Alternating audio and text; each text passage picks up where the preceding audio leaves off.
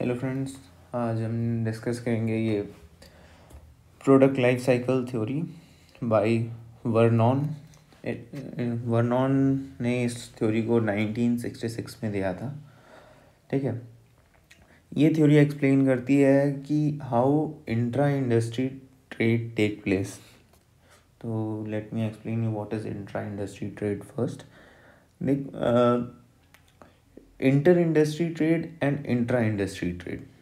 Intra industry trade होता है जब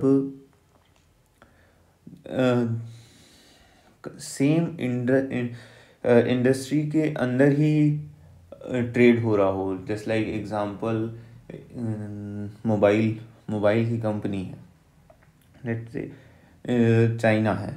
ठीक है, तो चाइना कुछ मोबाइल्स को खुद मैन्युफैक्चर कर रहा है। ठीक है, वो एक्सपोर्ट कर रहा है। लेट्स से वीवो के फ़ोन्स को एक्सपोर्ट कर रहा है फॉरेन कंट्रीज़ में, बाहर की कंट्रीज़ में। एंड उन्हीं फ़ोन्स को और बाहर की कंट्रीज़ के, जैसे मान लीजिए एप्पल अमेरिका में का है, वैसे एप्पल को इम्पोर्ट कर रहा है। तो वो सेम इंडस्ट्री में, मोबाइल में ही वो मोबाइल को एक्सपोर्ट भी कर रहा है, मोबाइल को इंपोर्ट भी कर रहा है। सिमिलरली इन कार्स में अगर हम देखें तो लेट्स से इंडिया में हम इंडिया से हमारे टाटा महिंद्रा ये कार्स को एक्सपोर्ट कर रहे हैं, and at the same point हम मर्सिडीज़ एंड BMW इन सब कार्स को इंपोर्ट भी कर रहे हैं। तो मतलब सेम इंडस्ट्री में ट्रेड क्यों होता है, ये एक्सप्लेन करने की कोशिश की गई है बाय वर्नॉन। ठीक है, तो ये एक्सप्लेन करता है कि why this intra industry trade happen. Because इससे पहले जो हम लोग हिक्स-रोलिन थ्योरम पढ़े थे, हिक्स-रोलिन पढ़े थे मॉडल, उसमें भी वो दो इंट्रा इंडस्ट्री नहीं, वो इंटर इंडस्ट्री ट्रेड था। दो अलग अलग गुड्स थे, दो अलग अलग गुड्स से हम इंटर इंडस्ट्री ट्रेड कर रहे थे। इस चीज़ के बारे में इन्होंने पहली बार बात की है।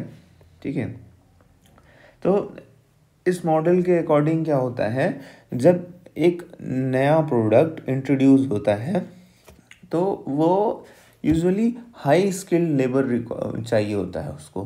क्योंकि मान लीजिए कोई भी न्यू टेक्नोलॉजी आई है, तो एक जो हाई स्किल्ड लेबर होगा वही उसको पढ़ के अडेप्ट कर पाएगा। ठीक है, उसको सीख पाएगा। तो वो स्किल ज़्यादा चाहिए होता है जब वो चीज़ नई नई मार्केट में आती है। ठीक है, फिर धीरे धीरे जब वो प्रोडक्ट मैच्योर हो जाता है, as the product get mature obtains mass acceptance, जब वो सबके द्वारा मतलब सब लोग उसे एक्सेप्ट कर लेते हैं, ओके ठीक है, सबको पसंद आने लगता है, सब लोग उसका कंजम्पशन स्टार्ट कर देते हैं, तो क्या होता है, तो वो प्रोडक्ट जो होता है वो स्टैंडर्डाइज हो जाता है। ठीक है, उसके बाद उस प्रोडक्ट को क्या है, मास लेवल पे प्रोडक्शन उसका स्टार्ट हो जाता है। क्योंकि अब क्या है कि डिमांड बढ़ चुकी है, सब लोग उसको एक्सेप्ट कर चुके हैं, सब लोग उसको कंज्यूम कर रहे हैं, एंड तो इसकी वजह से उसका डिमांड बढ़ गया है, जिसकी वजह से उसको मास प्रोडक्शन उसका करना पड़ रहा है। ठीक है, तो अब क्या होता है कि अब उसमें जब उसका मास प्रोडक्शन स्टार्ट हो गया, तो अब वो प्रोडक्ट जब स्टैंडर्डाइज हो गया, तो अब उतना हाई स्किल्ड सॉरी हाँ अब उतना हाई स्किल्ड लेबर उसको नहीं चाहिए होता। ठीक है, अब कोई एक जनरल, अब धीरे धीरे क्या है कि वो जो टेक्निक है, वो जो इन्फॉर्मेशन है, वो स्टैंडर्डाइज हो जाएगी धीरे धीरे, लगभग हर लेबर उसको सीख जाएगा। तो मतलब अब बहुत ज़्यादा टेक्निकलिटी उसमें नहीं रह जाएगी, क्योंकि अब वो सब रिवील हो चुका है, सब लोग धीरे धीरे उस चीज़ टेक्निकलिटी को समझ गए। तो अब लेस स्किल्ड लेबर से भी उसका प्रोडक्शन किया जा सकता है। तो क्या होता है कि अब क्या होता है कि अब क्या होगा कि जब वो स्टैंडर्डाइज हो गया है, अब लेस स्किल्ड लेबर चाहिए, तो अब क्या होगा कि जो कंट्रीज़ जिस कंट्री में के पास कंपैरेटिव एडवांटेज है, वो इसका प्रोडक्शन स्टार्ट कर देंगी। ठीक है, the country that has comparative advantage in production of product shifts from inventing country, जिसने इन्वेंट किया, to the developing country where the labour is relatively cheaper. ठीक है, तो वो जो प्रोडक्ट है वो जहाँ जिस कंट्री में इन्वेंट हुआ वहाँ से अब वो मूव कर जाएगा उस कंट्री के पास जहाँ पे लेबर चीपर है। तो ये वर्नॉन ये कहते हैं कि जो हाई इनकम कंट्री है वहीं पे ये लेबर सेविंग प्रोडक्ट्स जो हैं, और सॉरी हाँ, लेबर सेविंग प्रोडक्ट या जो कह लीजिए न्यू प्रोडक्ट्स हैं वो डेवलप्ड कंट्री में ही इंट्रोड्यूस किए जाते हैं ज़्यादातर। मतलब मोस्टली उनका यही कहना है कि जो न्यू प्रोडक्ट है वो एक डेवलप्ड कंट्री में ही इंट्रोड्यूस किया जाता है। ठीक है, क्यों वो ऐसा क्यों कहते हैं? क्योंकि जो डेवलप्ड कंट्रीज़ हैं वहाँ पे अपॉर्चुनिटीज़ हैं, वहाँ पे हमारे पास इंफ्रास्ट्रक्चर है, एजुकेशन है उस लेवल की, हमारे वहाँ पे इंजीनियर्स हैं, वेल क्वालिफाइड इंजीनियर्स हैं, इंस्टीट्यूट्स हैं जो इन इनोवेशंस को सपोर्ट करते हैं। क्योंकि इनोवेशंस में क्या होता है कि अब क्या है कि आपको पता तो है नहीं कि क्या होना है, लॉस भी हो सकता है, तो उसको सपोर्ट करने के लिए फाइनेंशियली सपोर्ट करते हैं, वहाँ पे फाइनेंशियली स्टेबल होती हैं चीज़ें। तो इस वजह से वहाँ पे ये रिस्क डेवलप्ड कंट्री में वो एंटरप्रेन्योर्स लेते हैं, बिकॉज वो डेवलप्ड हैं, उनको सर्विसेज के बारे में ज़्यादा नहीं सोचना, वो गवर्नमेंट टेक केयर कर लेती है। तो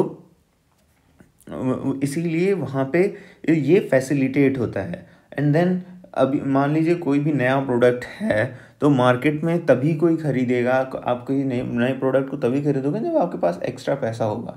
ठीक है, तो वहाँ की मार्केट वहाँ की जो पॉपुलेशन है उसके पास इनकम है अच्छी, जिसकी वजह से वो उस प्रोडक्ट को एक बार ट्राई करेंगे। जब ट्राई करेंगे तो उनको पता चलेगा, then they will start using that, then they will get habitual to.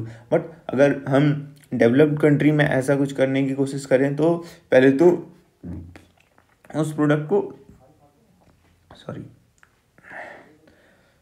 उस प्रोडक्ट को इंट्रोड्यूस करने में बहुत प्रॉब्लम आएगी। ठीक है, इसलिए ये वर्नॉन कहते हैं कि जो न्यू प्रोडक्ट्स हैं वो डेवलप्ड कंट्री में ही इंट्रोड्यूस किए जाते हैं। नेक्स्ट, अब हम आते हैं कि वर्नॉन 5 स्टेजेस में इस पूरे क्या कहते हैं ट्रांसफॉर्मेशन को एक्सप्लेन करते हैं। पहले स्टेज को वर्नॉन कहते हैं इंट्रोडक्शन। यहाँ पे क्या होता है कि जो प्रोडक्ट है वो इंट्रोड्यूस किया जाता है इन डोमेस्टिक मार्केट। ठीक है, ये तो इस पार्ट पे आप देख पा रहे हैं ये जो स्टेज 1 है यहाँ से लेके यहाँ तक, इस पार्ट में क्या है कि डोमेस्टिकली कंज्यूम किया जा रहा है। This white line represents the consumption line,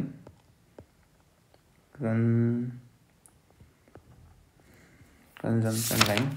ठीक है,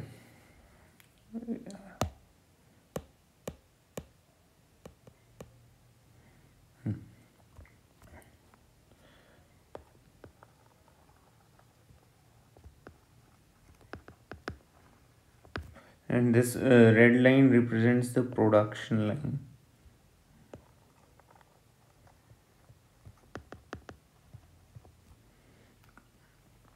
And these two are for innovating countries. ठीक है, इन्वेंटिंग या कह लो, हाँ इन्वेंटिंग ही सही है, inventing.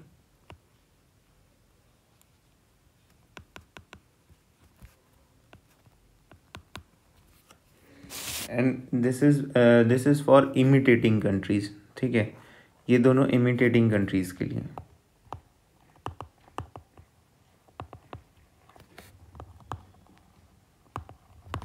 So this is production and this one green line is consumption.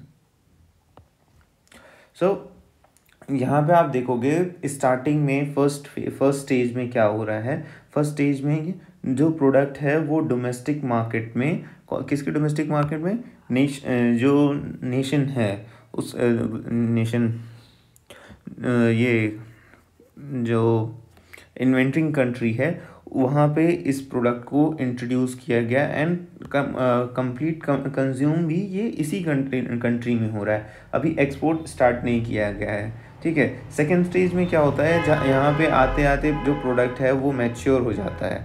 ठीक है, तो अब ये क्या किया जाता है, इसको इंटरनेशनल मार्केट में उतारा जाता है to see its responses. And अभी क्या हुआ कि यहाँ पे देखिए कंजम्पशन यहाँ पे स्टार्ट हो गया है, this green line represents the consumption.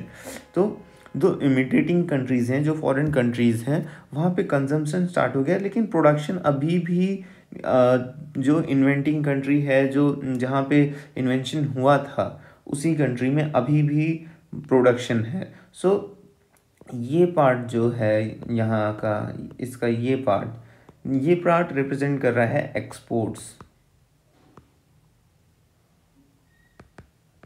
ठीक है, ये है एक्सपोर्ट्स किसका, जो कंट्री है कौन सी इन्वेंटिंग कंट्री है, ये एक्सपोर्ट पार्ट है, ये पार्ट वो एक्सपोर्ट कर रही है टू द वर्ल्ड।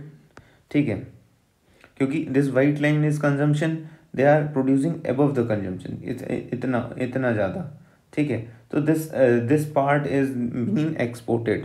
ठीक है, तो यहाँ पे ये पूरा जो है ये वाला पार्ट जो है, ये पार्ट क्या शो कर रहा है, ये पार्ट शो कर रहा है imports, imports for whom, for imitating country, for rest of the world. ठीक है, ये पार्ट शो कर रहा है कि जो दूसरी कंट्रीज़ हैं, जो इमिटेटिंग कंट्रीज़ हैं, वो क्या कर रही हैं, वो इम्पोर्ट कर रही हैं इस पॉइंट पर। ठीक है, because they are consuming at this green line, but production will start in third stage. Production in imitating country will start on in third stage. Second stage तक क्या था कि उनके पास पेटेंट था, उनके पास जो भी था, कॉपीराइट थी, वो उन्हीं के पास था। और थर्ड स्टेज तक आते आते क्या होता है कि वो प्रोडक्ट जनरलाइज हो जाता है, वो मतलब वो जो टेक्निक है वो और दूसरे और कंट्रीज़ को दे दी जाती है, इमिटेटिंग कंट्री को दे दी जाती है।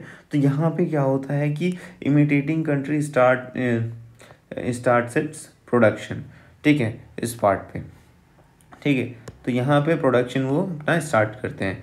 नेक्स्ट जो थर्ड स्टेज में अब क्या होता है कि जो इमिटेटिंग कंट्री है वो भी प्रोडक्शन स्टार्ट कर दी है। ठीक है, एंड उसका पॉपुलैरिटी बढ़ रही है।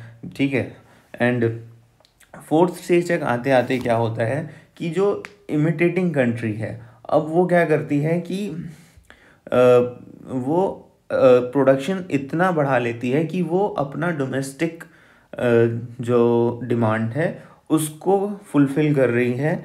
एंड नाउ अब क्या हो रहा है कि ये पार्ट जो है, this part is, let me use some different color, this part is export. Okay, ये पार्ट जो है ये है एक्सपोर्ट। ये अब वो क्या की है, इमिटेटिंग कंट्री एक्सपोर्ट करने लगी है। एंड आप साइमल्टेनियसली देख पा रहे हैं कि अब जब यहाँ से ये इमिटेटिंग कंट्री एक्सपोर्ट करना स्टार्ट कर दी है इन स्टेज 4, तो स्टेज 4 में you can see the downfall in the production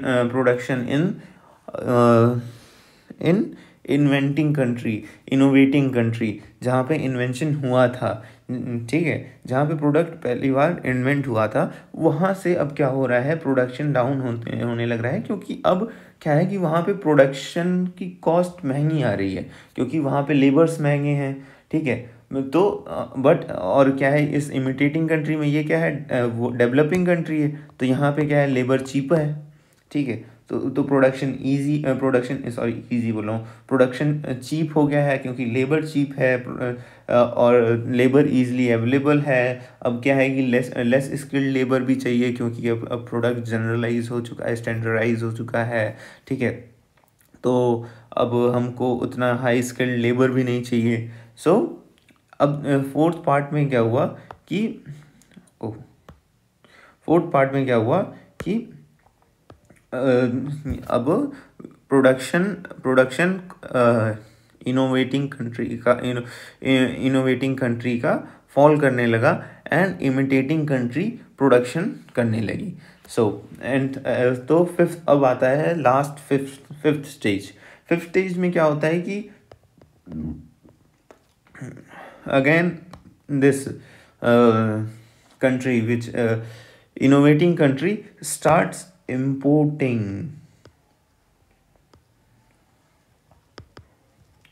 It starts importing the same product from the imitated country.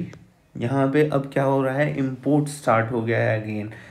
तो यही हमने स्टार्टिंग में लिखा था कि this explains why we turn from exporting to exporting a product to importing a product. ठीक है.